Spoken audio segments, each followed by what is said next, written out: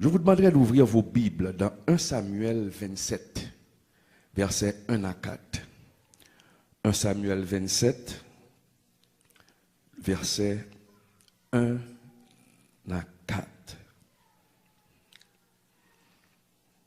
1 Samuel 27, versets 1 à 4.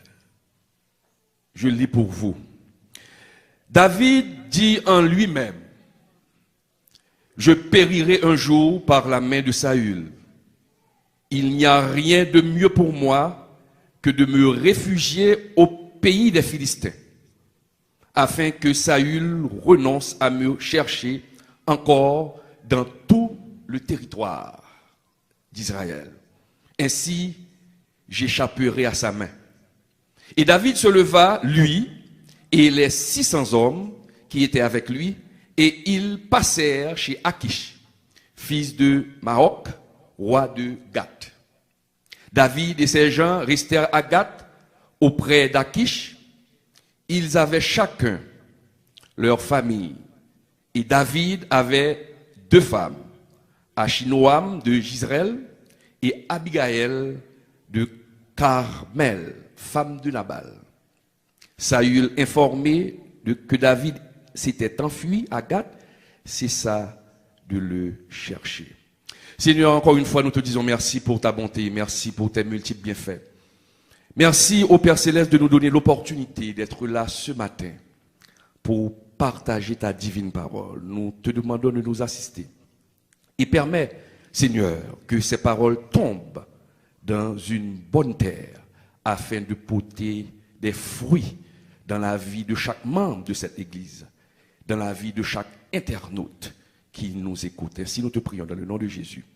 À lui seul sera toujours la gloire au siècle des siècles. Amen. Ne laisse pas l'angoisse te faire douter de la parole de Dieu. Tel est le titre de mon message ce matin. Ne laisse pas l'angoisse, l'anxiété te faire douter de la parole de Dieu. Mes chers amis, amis internautes, membres de l'Église, la question que nous sommes en droit de nous poser, est-ce qu'un chrétien régénéré, un chrétien qui a connu Christ, un chrétien qui vit dans la sanctification, est-ce que ce chrétien peut subir les assauts de l'angoisse et de l'anxiété? Est-ce que l'angoisse est un péché? Certains diront oui, car l'angoisse peut nous pousser à douter de la parole de Dieu, à douter des merveilles de Dieu, à douter de la promesse que Dieu nous a faite. Que pense Dieu de l'angoisse? Avant de répondre à cette question, nous allons d'abord définir c'est quoi l'angoisse, c'est quoi l'anxiété, c'est quoi le stress. On dit que le stress, définition, tension, perturbation physique ou psychologique due à des agents agresseurs variés comme l'échec, comme faire face à un problème, on va faire un exposé, on est stressé. L'angoisse, inquiétude métaphysique qui agit sur l'existence, qui pousse l'homme à poser des questions sur son existence. L'angoisse, c'est un malaise psychique et physique, né du sentiment d'un danger caractérisé par une crainte pouvant aller jusqu'à la panique. Anxiété, état de trouble psychique causé par la crainte d'un danger. Mes chers amis, la Bible nous dit, nous n'avons pas à lutter contre la chair et le sang, mais contre les mauvais esprits dans les lieux célestes. Satan, notre ennemi, va utiliser tous les événements extérieurs pour pousser les enfants de Dieu, pour vous pousser à l'angoisse, pour vous contraindre à remettre en question la parole de Dieu. Maintenant, la question qu'il faut se poser, quels sont les événements que Satan peut utiliser pour nous pousser à nous angoisser? Premièrement, la perte d'un travail, le divorce, une situation d'instabilité grave. Par exemple, cette situation que nous vivons dans le pays génère beaucoup d'angoisse. Cette situation que nous vivons dans le pays donne naissance au stress. Et un stress vraiment chronique. Ça peut nous pousser à douter de la parole de Dieu. La mort d'un proche parent. Tous ces événements peuvent contribuer à pousser un enfant de Dieu à douter de la parole de Dieu. La parole de Dieu nous dit, dans 1 Thessaloniciens 5, verset 23, que le Dieu de paix vous sanctifie lui-même tout entier et que tout votre être, l'esprit, l'âme et le corps soient conservés irréprochables lors de l'avènement de notre Seigneur Jésus-Christ. Mes chers amis, l'angoisse est capable de déranger la vie, nous. L'angoisse est capable de faire nous faire série de actions que nous ne pouvons jamais espérer un jour que nous avons fait. Comment se manifeste l'angoisse? Comment un chrétien peut savoir s'il est angoissé? Comment un chrétien peut savoir s'il vit dans une anxiété chronique, dans un stress chronique? Il y a plusieurs symptômes.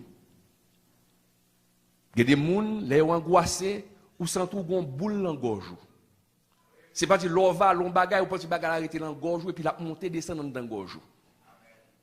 Deuxièmement, ou ka gon perte d'appétit. Angoisse ka fait moun vin meg. Ko ça tout ka fait moun vin gros, ça va dépendre de quel type de moun. Angoisse par bon l'estomac serré, en français on appelle ça un estomac noué. L'angoisse crée des palpitations cardiaques. On peut se réveiller la nuit avec une palpitation cardiaque. On a l'impression qu'on va mourir, qu'on va subir une crise cardiaque. L'angoisse, on appelle ça l'angoisse nocturne. Et il est impossible, vraiment, quand l'angoisse est démesurée, il est impossible de se contrôler. On a ce qu'on appelle le fourmillement, ou monter ou descendre. Ou monter ou descendre, ou pas de place. Parce que l'angoisse nous rend malades. L'angoisse nous pousse à perdre tout espoir. Car nous pensons que nous allons mourir. C'est pourquoi on dit que c'est un danger. On prévoit un danger. Et l'ennemi travaille. Mes chers amis, que pense Dieu de l'angoisse? Est-ce que le doute est un péché? Est-ce que l'angoisse est un péché? Dieu, c'est un Dieu d'amour. Et le passage que nous avons tenu compte de ce passage, 1 Samuel 27, David, c'était un homme angoissé. Extrêmement angoissé. Et un moment dans la vie de David, même quand il avait reçu la promesse de Dieu, bon Dieu te dit, ma fort vie noire d'Israël. Mais bon côté le rivé, le perdu confiance dans Dieu, angoisse fait le perdu confiance, al fait le fait tintin. David, l'homme selon le cœur de Dieu. Et David a été choisi par Dieu. Et c'est un événement dans la vie de David qui va donner naissance à l'angoisse et à l'anxiété dans la vie de David. Saül avait désobéi à Dieu. Un petit rappel. Il a désobéi à Dieu et Dieu a choisi un autre homme à la place de Saül. Dieu a choisi David. Et Dieu a envoyé Samuel pour oindre David comme roi. Maintenant, après l'onction de David comme roi, David est retourné à la bergerie pour garder les brebis de son père. Il n'est pas rentré au palais. Pendant qu'il était dans la bergerie, et c'est pourquoi lorsque Dieu vous fait une promesse, ne vous tracassez pas. La seule chose que vous devez faire, servez-vous de vos deux genoux pour prier Dieu. Et Dieu va créer un événement pour accomplir ce qu'il a dit. On n'a pas besoin d'aider Dieu. On n'est pas là pour aider mon Dieu. Les David tournaient à la bergerie. Qu'est-ce qui s'est passé? Dieu va créer une situation. Parce que David, c'est le nouveau roi. Et David ne savait rien dans les activités royales. Il fallait qu'il apprenne comment marche un roi. Maintenant, David, Saül a eu un problème. Dieu a envoyé un esprit de tourment sur Saül. Et on a dit à Saül, écoutez, pour chasser cet esprit, il faut qu'on trouve quelqu'un qui chante bien. Alors, qui veut dire, dans ce grand royaume, il y avait beaucoup de chanteurs. Mais le petit David était derrière la bergerie, il n'était même pas au palais. Mais quelqu'un a dit, je connais quelqu'un. Ah! Ou kalaka ou pour nous prier, regardez, restez sous genoux et bon Dieu a parlé avec vous.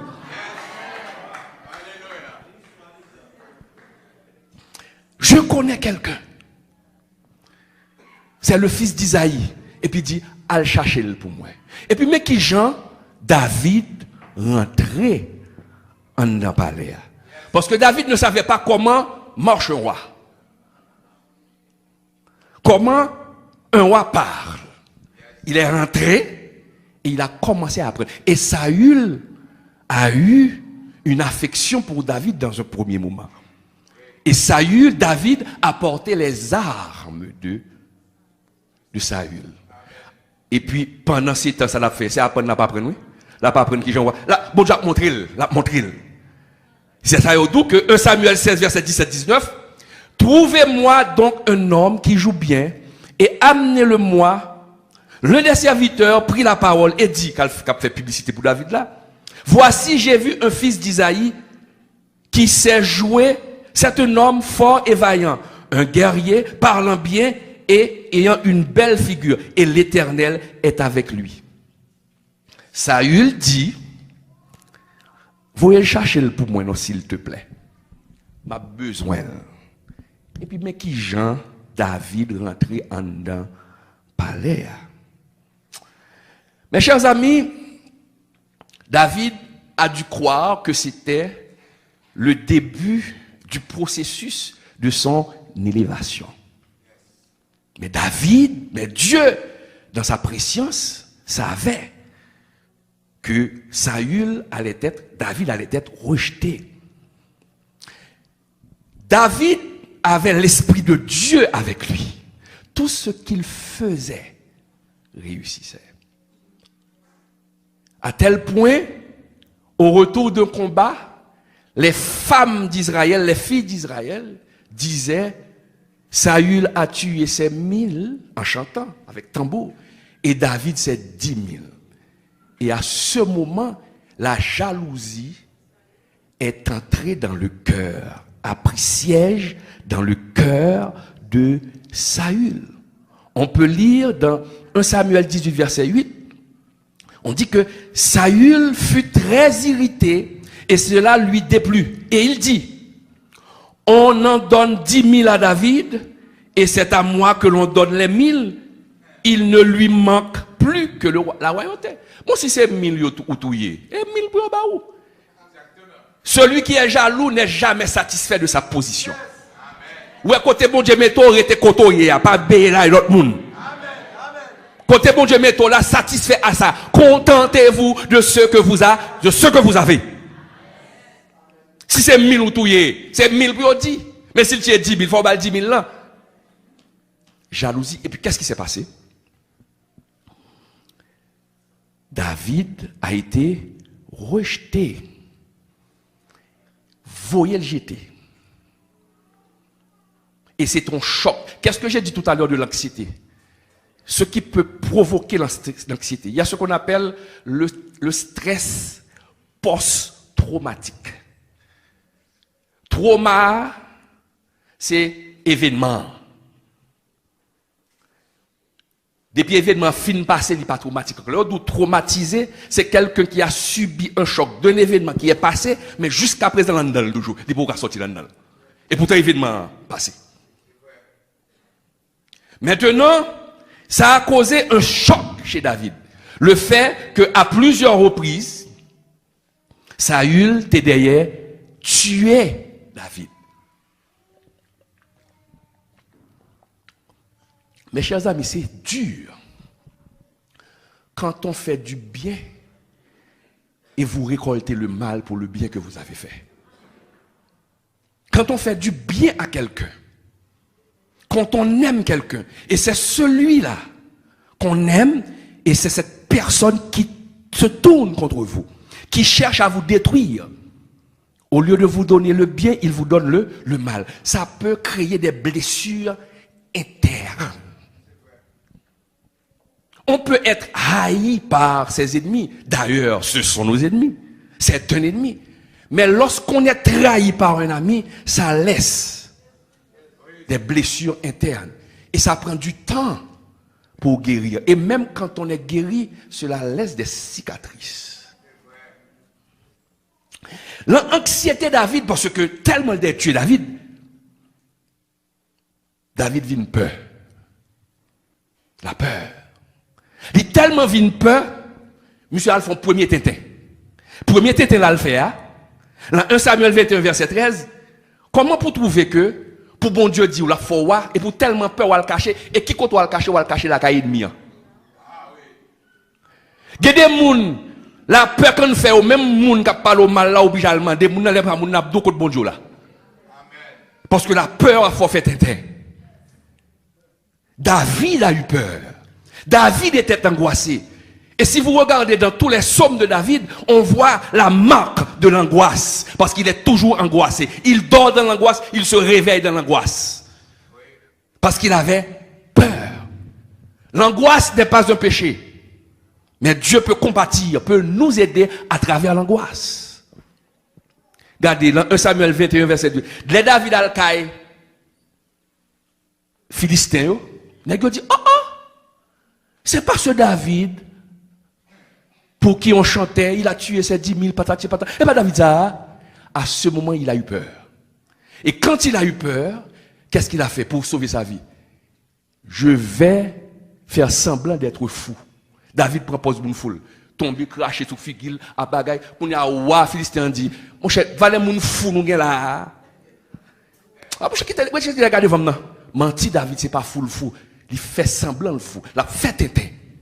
Pourquoi? Parce qu'il avait peur. L'angoisse. L'angoisse. Il se montra comme fou à leurs yeux et fit devant eux des extravagances. Il faisait des marques sur les battants des portes et il laissait couler sa salive sur sa barbe. Mes chers amis, il est clair que l'angoisse avait fini par prendre le contrôle de David. Il y a des bagages qu'il ne faut pas qu'on faire, non? Il y a des bagages dans le cerveau qui est la sérotonine. L'angoisse là pour lui manger. L'elle mange, il y a des bagages à faire même ou pas qu'on faire. C'est lorsque tu réfléchis, tu dis, oh, pourquoi ça me fait ça? Parce que ou perd du contrôle, ou pas qu'à réfléchir, ou pas capable de prendre décision, ou indécis. Et l'ennemi se cache derrière ces phénomènes-là pour vous pousser à l'angoisse. C'est quoi son monde carité, il vient fou. L'angoisse. Donc, David était tellement angoissé, regardez dans le passage nous sommes lire là, regarde ça David dit. Dans 1 Samuel 27. Regardons ensemble pour voir les paroles de David. 1 Samuel 27, verset 1er. Regarde ce que David dit. Et analysons les paroles de David. Dans le verset 1er, David dit, écoute-moi bien. Dit en lui-même. Il se parle à lui-même. Il dit, je périrai un jour. Vous entendez? Je périrai. Qu'est-ce que Dieu lui avait dit? Dieu lui a promis le le trône. Mais si Dieu t'a promis le trône, on ne peut pas mourir. Est-ce que là? Si Dieu t'a promis le trône, quand Dieu fait une promesse, vous n'allez pas mourir sans voir l'accomplissement de cette promesse. Mais David a dit que je vais mourir. Donc, il avait perdu le contrôle. Je périrai, m'a mouri. Et bon Dieu t'a dit, il était côté lié. Il tellement peur, il va le retourner Kaimi encore. Regardons, je périrai un jour. Si un jour Saül finira par le tuer, donc, ça veut dire que il ne faisait plus confiance à la parole de Dieu, à Dieu. Il perdit confiance. Le stress. Le stress. Et quand on est stressé, il y a des gens, quand ils sont stressés, se donnent à la drogue. Ah oui. Se donnent à la drogue. Prennent beaucoup de drogue. Font des choses anormales que la société rejette parce que la personne est stressée. Normalement, le cerveau ne fonctionne pas très bien.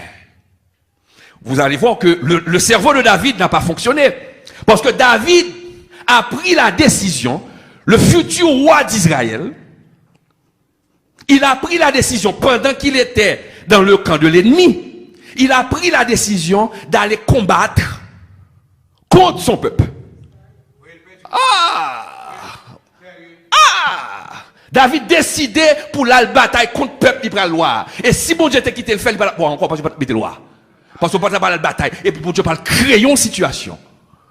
Et ça fait gagner l'heure où capable faire tenter et puis bon Dieu sauve la tête. Contre nous-mêmes. Et puis qu'est-ce qui est arrivé? Regardons dans 1 Samuel 29 verset 2. Le David vient paraître pour la goumer contre Israël. Il y avait les autres rois philistins qui ont dit au roi Akish, mais écoutez, c'est pas David.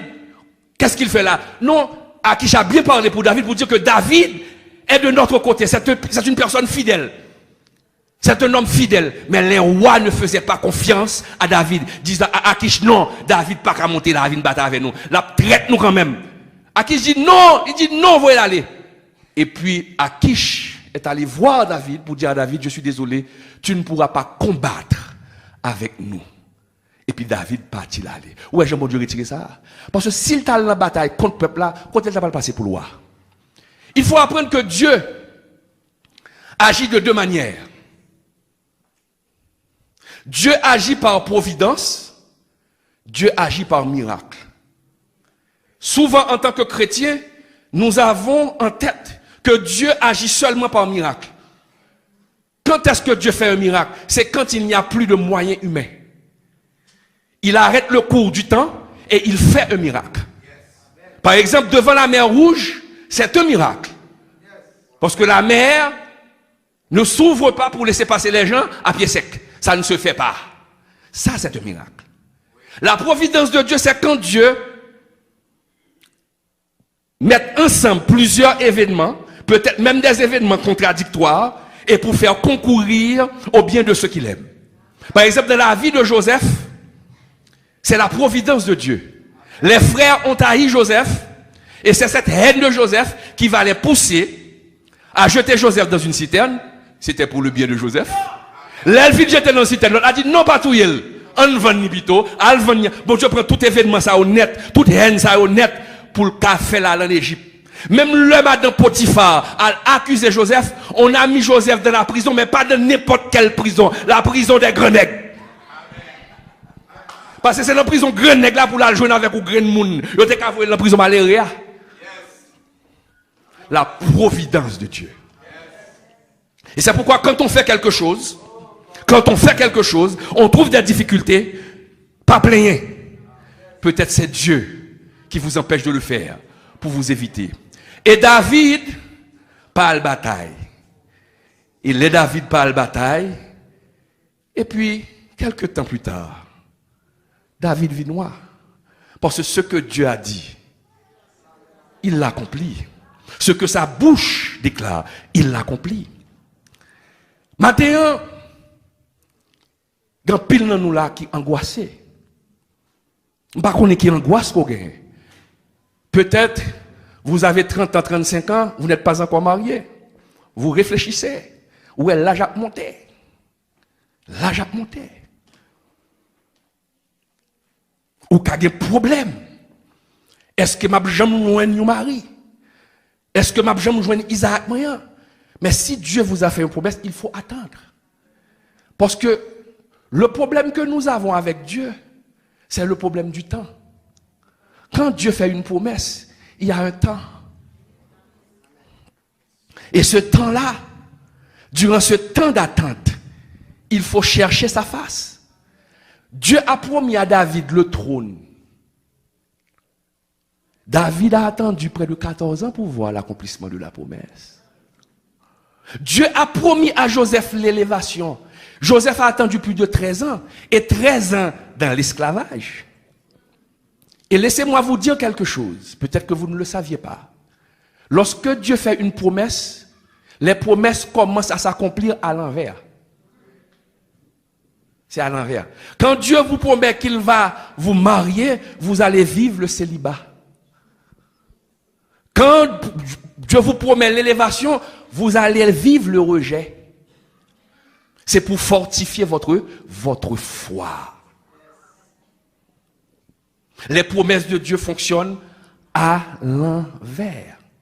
Donc si Dieu vous a promis que vous allez vous marier, qu'il va vous marier, il faut attendre et faire confiance à Dieu. Mais entre-temps, vous allez subir l'assaut de l'ennemi.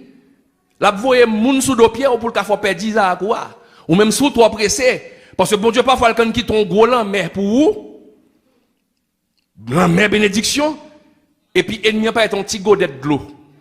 Ou tellement pressé pour boire ou perdre la mer. Et c'est pourquoi il faut demander à Dieu l'esprit de discernement. Le David où elle prend courage qu'on y a maintenant comment combattre l'anxiété. Regardez, David était tellement angoissé. Mais bon côté David rivé, angoissé, elle dit bon Dieu pas te fait mon promesse. Bon moi prends courage. 1 Samuel 30 verset 6. David fut dans une grande angoisse. Moun qui vit angoisse apprend ça m'a dit. Moi j'ai vécu l'angoisse. Je sais ce dont je parle. Ah.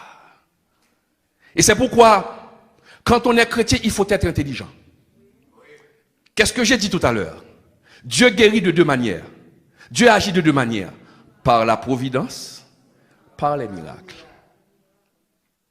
Maintenant, si vous êtes angoissé, il faut vous faire aider. Il faut prier, mais il faut vous faire aider. Aller voir un psychologue, c'est pas être fou. Oh, si on a le psychologue, c'est qu'il manque la foi. Là, on dit non.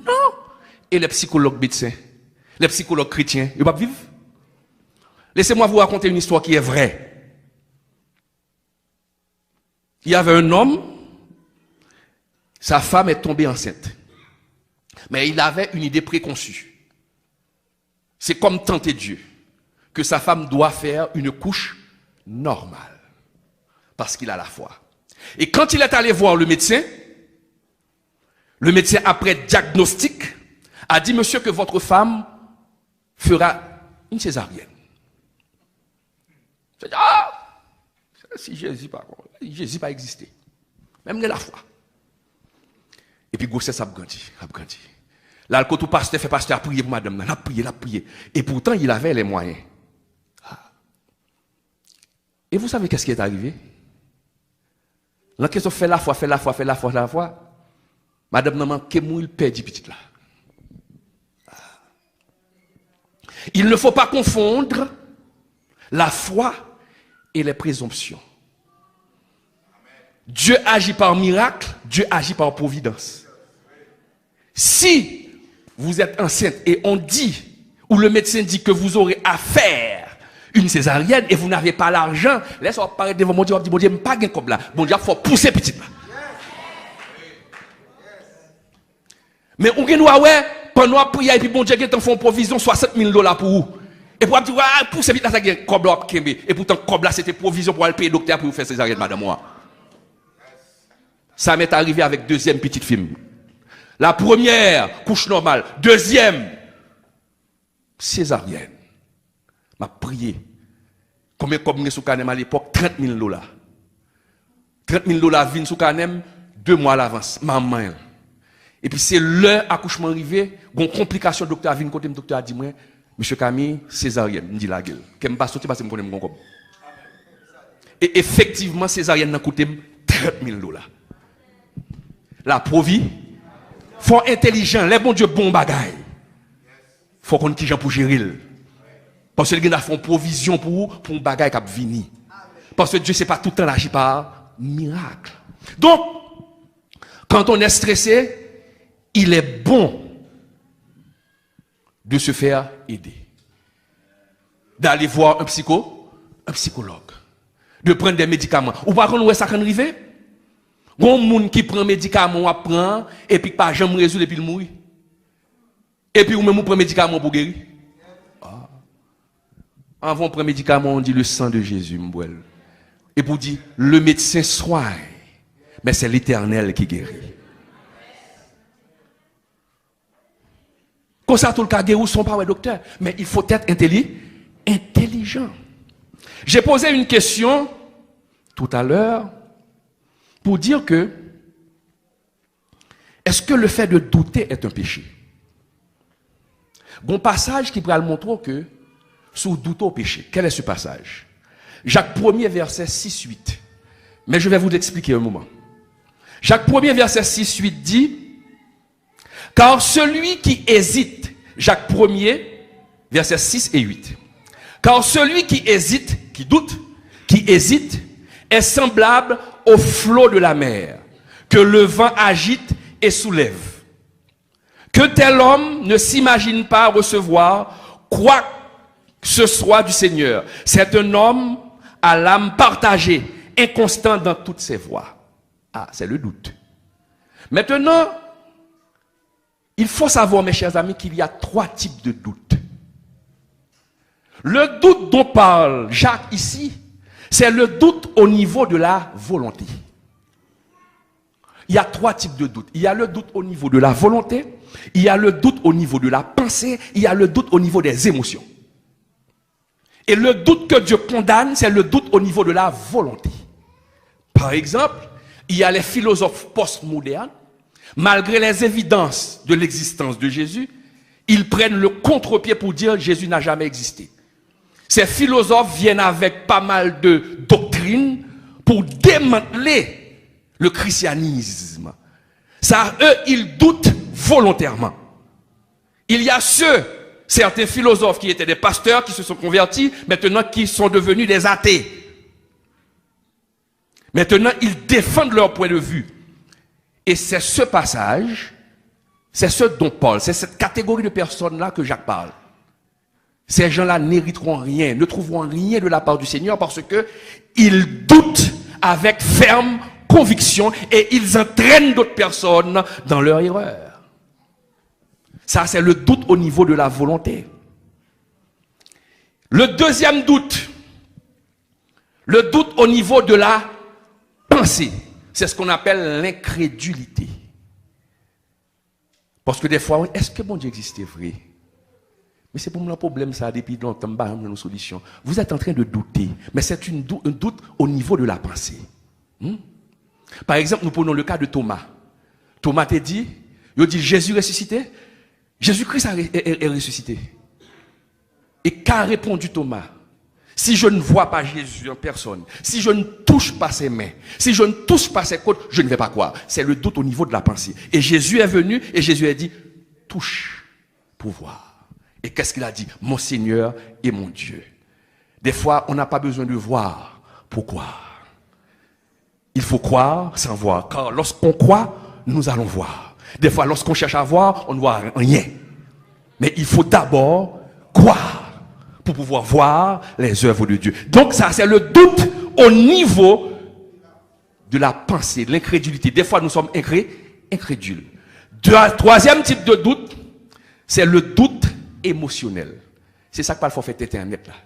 Et doute émotionnel là, bon Dieu, pour obliger prendre compassion pour vous, parce que gen baga ou fait, c'est pas ou k'ap fait. Parce que ces voix ou ti gens endommagé. À ce moment, il faut prier pour que Dieu vous vienne en aide, pour qu'il vous donne sa paix.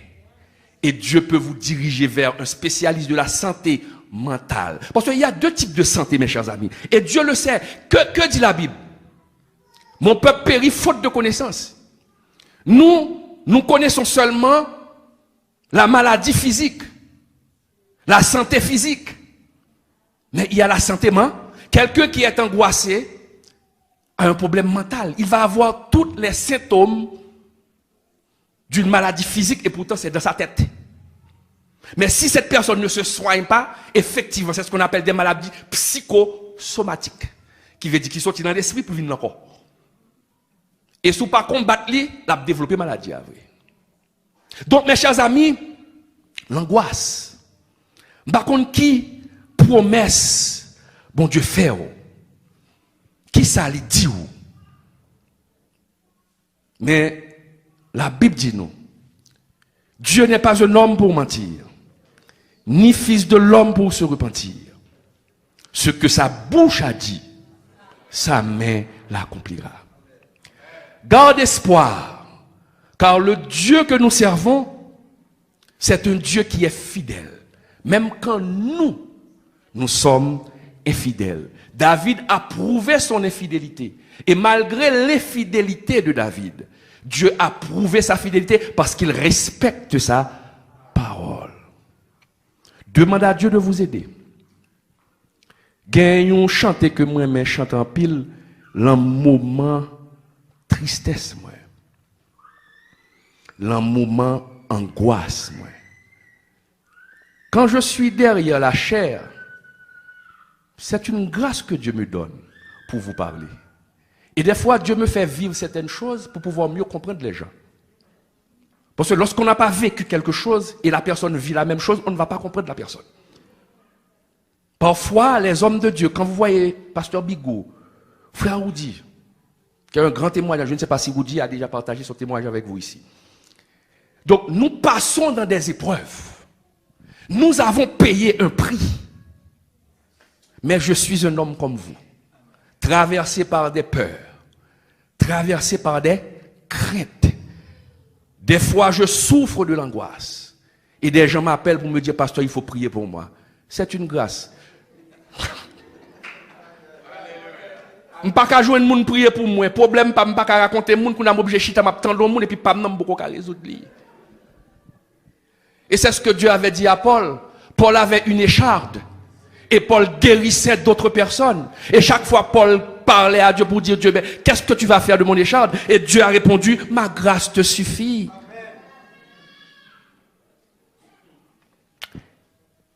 Espère en Dieu, quand la nuit sombre voile le ciel et l'horizon, jamais là-haut ne raye l'ombre, là-haut attend une maison.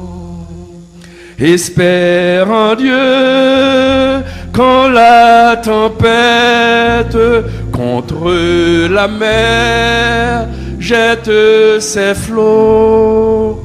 Un mot vainqueur déjà s'apprête à commander paix et repos. 3. Espère en Dieu quand on t'oublie ou qu'on te raille avec dédain pour te sauver. Jamais ne plie, va plutôt seul sur ton chemin. Espère en Dieu quand ton pied glisse sous les efforts du tentateur. Saisis la main libératrice qui te rendra toujours vainqueur. Et tes yeux fermés, mais c'est tête haut. Espère en Dieu dans la nuit sombre.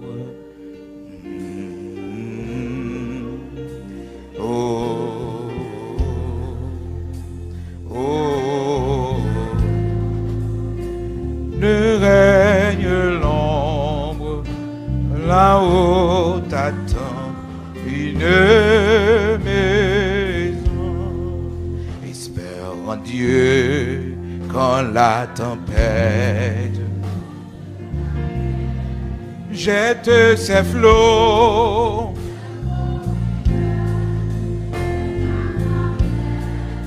À commander. Que tes yeux fermés. Ô Saint d'Israël, Dieu de toute la terre, immortel, invisible, rocher de Jacob, toi qui es le Dieu d'Abraham, le Dieu d'Isaac, le Dieu tout-puissant, nous le venons bien haut, nous disons merci. Merci pour ces paroles d'encouragement. Merci pour ces paroles, Seigneur. Oh, des paroles que tu nous as envoyées ce matin, qui me nous force par le canal de ton serviteur, le pasteur Claude Emmanuel Camille, qui a vécu l'angoisse. Et Seigneur, avec qui, Seigneur, tu as fait de grandes choses. Merci, Seigneur, parce que tu nous guéris toujours de l'angoisse. Merci, Dieu de toute la terre, immortel, invisible, parce que tu es toujours auprès de nous. Lorsque, Seigneur, nous connaissons des temps difficiles, lorsque la peur, Seigneur, nous envahit, mais tu es toujours là pour nous. Oh Seigneur, merci pour ce moment béni que nous venons de passer ensemble. Merci, merci, parce que, Seigneur, tu ne changes pas. Tu es le Tout-Puissant. Dans un âge d'éternité en éternité, oh, tu es toujours le même. Dans le nom puissant de Jésus-Christ, Père, merci pour mes messages, ça. Bénis-nous, Seigneur. Permets que ces paroles capables de rester au plus profond de nous. Aidez-nous, Seigneur, pour que, Père, nous capables de connaître. Il y a toujours de la guérison pour nous. Oui, tu fais toujours un plan pour nous sortir de l'angoisse, de la peur, Seigneur, du doute. Merci parce qu'on va raffermir nous, on va fortifier nous. Dans le nom puissant de Jésus-Christ, nous bénissons, nous exaltons et nous disons merci. Parce que Seigneur, on ne va pas abandonner nous, on va toujours là pour nous. Dans les temps difficiles, bon Dieu, on va toujours là pour nous. Merci parce qu'on guérit nous, sauve nous. Au nom de Jésus-Christ de Nazareth, notre Seigneur. Amen. Gloire à Dieu.